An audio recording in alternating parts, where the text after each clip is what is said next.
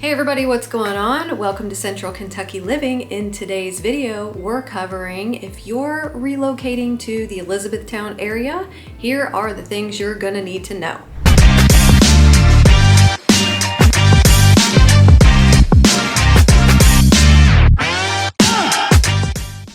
Hey guys, once again, Hardesty with the Hardesty team.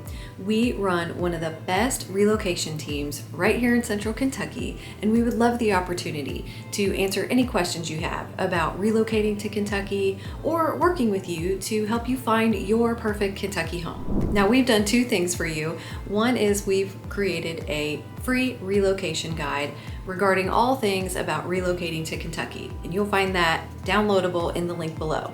Second thing is we have a free first-time home buyers guide. We get a ton of first-time home buyers that contact us. Sometimes things can get confusing, and this guide should help with some A to Z things from looking at a home to getting your keys. Also downloadable in the link below. So I came up with 6 things that I think are important to know when you're looking at a new town like Elizabethtown, Kentucky. Now I know this is gonna sound cliche and a lot of people are talking about this topic, but cost of living is important. So number 1 is the cost of living in the Central Kentucky area most likely is going to be less than the city that you're relocating from.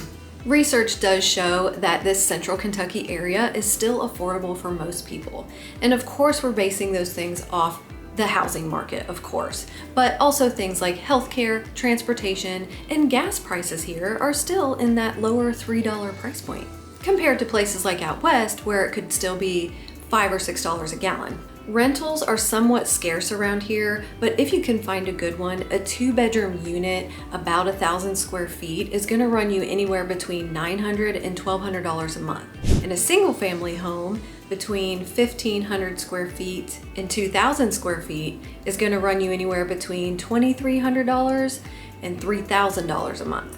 Now that, of course, can fluctuate. The median home price in this area is around $287,000, with about 71 average days on the market. And one of the most common things that people ask us about is vehicle tags. Yes, here in Kentucky, they can be higher than most places. So I don't really know exactly how they calculate it, but it is calculated off the value of your car and the year that it was made. So the newer the car, the higher your vehicle tag registration renewal is going to be. I once drove a Suburban not that long ago, and I can recall that when I went to renew my tags, it was about $700 for the year. Second thing you're gonna wanna know is housing options. What kind of housing options are around here?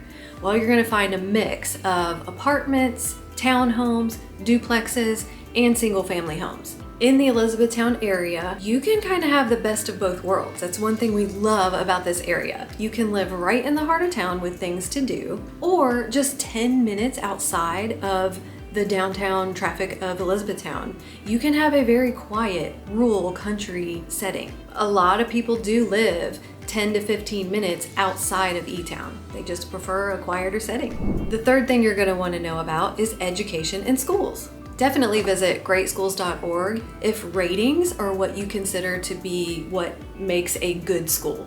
There's lots of different reasons why people think a school district is good or maybe not as good, but at least that's a website you can refer to find the ratings of the schools in the Hardin County area. They're actually pretty good. The high schools in our area in Hardin County are John Hardin High School, Central Hardin High School, North Hardin High School, and North Hardin Christian, and Elizabethtown City Schools. And as in several of our previous videos, we do talk a little bit about like the things that you guys continually ask us about our school districts and which one's a good school, where should I put my kids? And as realtors, we can't really steer you in one direction or another, but Jarrett and I always have this like general opinion of the schools in the area being pretty much the same.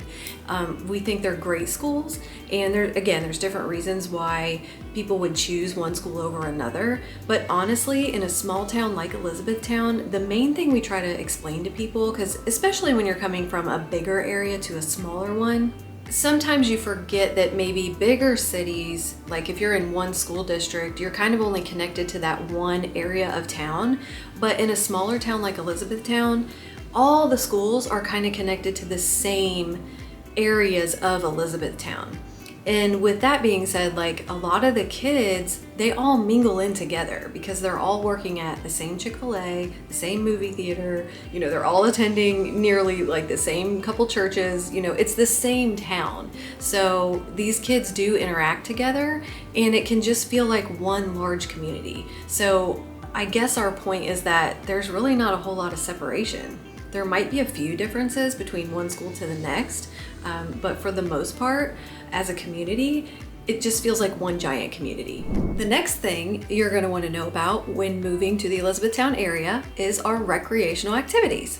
Freeman Lake Park being probably the most popular place to hang out, go for a walk. There's walking trails, you can kayak, there's fishing, and you can rent a little 2-person paddle boat for what I remember to be about $5 for an hour. So really great little place to go in E-Town. The tennis courts there are really nice as well. There's also the Elizabethtown Sports Park where a lot of the local baseball teams go and have their games. The Elizabethtown Nature Park, which is across the street from Freeman Lake. It's got some great walking trails, beautiful picnicking area, a very pretty, honorable memorial to our military veterans. E-Town has a very nice movie theater called Crown Point. It's actually kind of new. I want to say 2018-ish, 2019-ish. Some small towns don't have as updated movie theaters as this one. This one's actually really nice. Leather chairs, you can even have a beer or a glass of wine. Lots of golf options in the Elizabethtown area. There's Lincoln Trail Golf Course. There's also a new putt-putt place right off 62. It's called Heartland Mini Golf. Other recreational activities would include our museums and historical sites, such as the State Theater in downtown E-Town. It offers movies, events, concerts. You can look up their website at thestate270.org. Also, there's a historical site called the Brown Pusey House. It's popular also for like wedding events, local community events. Visit their site at thebrownpuseyhouse.org. As far as bowling alleys go, there's BB Lanes right in the heart of E-Town on Dixie Highway, and there's a really nice bowling alley at Fort Knox as well, which civilians can go to if you want to. And just to name a few cultural and local events that happen throughout the year as far as recreational activities go, there's always Christmas in the Park, which is a drive-through Christmas light display at Freeman Lake, the Hardin County Fair, where you can find fried Snickers, and you can check out our video on some things that you may not survive living in Kentucky. That's one thing we mentioned is we have a lot of fried food here, and you can find a lot of it at the Hardin County Fair. A really popular one was the Barbecue Blues and Bikes Festival that happens each summer, but as of 2023, I think they bumped that, and they now have replaced it with the Heartland Harvest Fest. That's going to take place in September this year, 2023. And a huge event is located in Glendale, just 10 minutes south of E-Town, called the Glendale Crossings Festival.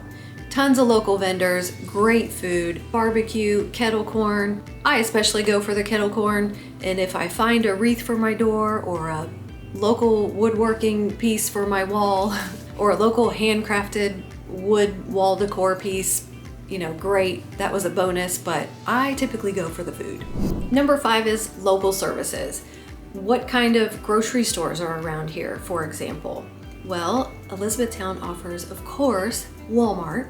We have tons of Dollar Generals in the whole central Kentucky area. Kroger, Sam's Club. We hear there's a Publix coming, and we hear there's a Wawa coming. Do you guys know what Wawa is? It's like a gas station that's popular down in Florida. It's coming to Kentucky. We also have Aldi, which is very popular. But some local services like grocery stores that Elizabethtown does not have are things like specialty stores, Whole Foods, Trader Joe's. Unfortunately, you're gonna have to step outside of E-Town and go to the bigger cities to get to those places. Closest one I think being Louisville. You can also go to Nashville, but that's 2.5-hour drive. But that's where some people in Bowling Green will go because it's only an hour drive for them. And the last thing you should know if you're relocating to Elizabethtown is you should know a little bit about our future growth and development plans. There are lots of apartments being built in Elizabethtown right now, and there's mixed opinions in the community about this, but one thing that we need to take into consideration is Elizabethtown is growing, and the Blue Oval Ford plant is a huge part of what's happening currently in our community. It's currently being built in the Glendale area, which is really only 10 minutes south of E-Town. It's bringing like 5,000 jobs to the community and causing all types of buzz and talk about Elizabethtown really taking off and growing and being the central hub of Kentucky. The thing is, the growth that the community of Elizabethtown wants to see might be a little bit slower than maybe we're hoping for. So there's lots of talk about it taking maybe a decade to kind of reach this point that they want to be. The slow growth really is due to the lack of infrastructure we have to be able to afford the new housing developments that are really desired by the community. So there's lots of talk, and there are a lot of new restaurants coming in, which is all good. But to see a town that has a population of about 30 to 35,000 people expand and maybe double is probably going to take about a decade. That's just what the locals are saying. Do the locals of Elizabethtown really want that kind of growth? Well, it depends on who you ask. It's a yes or no question. And a lot of people want E-Town to stay small and like a smaller, country quiet, small town America feel. But when you talk to a lot of locals, a lot of times people think E-Town is boring and there's not a whole lot to do, and they want growth and they would love to see more grocery stores, better restaurants, more shopping options. And those things are coming, but I think it's just going to take some time to get there. So there's a mix of different opinions whether we want Elizabethtown to grow or not. But I think from what we hear and the people we talk to, the majority of them, we want it to grow. If you haven't seen our home buying guide or our relocation guide, check those out in the description below. Those are going to be really helpful to you when you're relocating to a town like E-Town. If you're looking to relocate to the Elizabethtown area, we've worked with hundreds of relocators before. Feel free to reach out to us. Our information is always in the link below. We appreciate you guys watching, and we'll see you again next week.